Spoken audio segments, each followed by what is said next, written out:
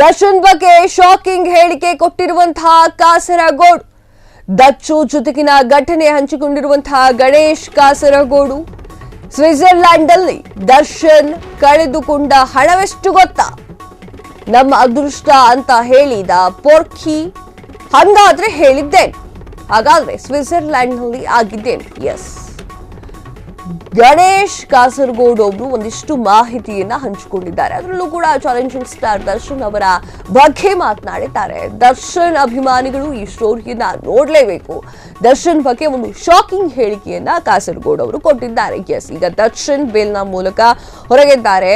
ರೇಣುಕಾಸ್ವಾಮಿ ಹತ್ಯೆ ಪ್ರಕರಣದ A2 ಆರೋಪಿಯಾಗಿದ್ದಂತಹ ದರ್ಶನ್ ಈಗ ಜಾಮೀನಿನಿಂದ ಹೊರಗೆ ಇದ್ದಾರೆ. ಜಾಮೀನಿನ ಮೂಲಕ ಹೊರಗೆ ಇದ್ದಾರೆ, ಜಾಮೀನಿನ ಮೇಲೆ ಹೊರಗೆ ಇದ್ದಾರೆ.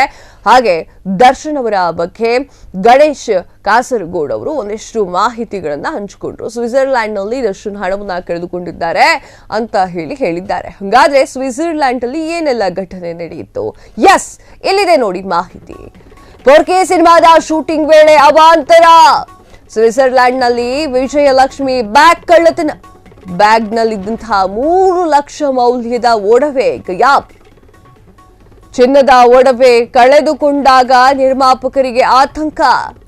ನಿರ್ಮಾಪಕರಿಗೆ ಸಾಂತ್ವನ ಹೇಳಿದಂತಹ ನಟ ದರ್ಶನ್.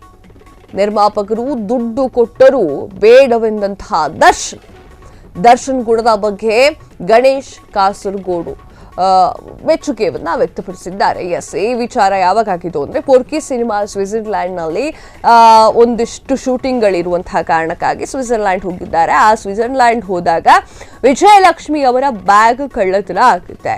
ವಿಜಯಲಕ್ಷ್ಮಿ ಅವರ ಬ್ಯಾಗ್ ಕಳ್ಳತನ ಆಗಿದ್ದಕ್ಕೆ ಎಲ್ಲರೂ ಕೂಡ ಗಾಬರಿ ಆಗ್ತಾರೆ. ಆ ಒಂದು ಬ್ಯಾಗ್ ನಲ್ಲಿ 3 ಲಕ್ಷ ಬೆಲೆ ಬಾಳುವಂತಹ ಒಂದು ಒಡವೆ ಇರುತ್ತೆ.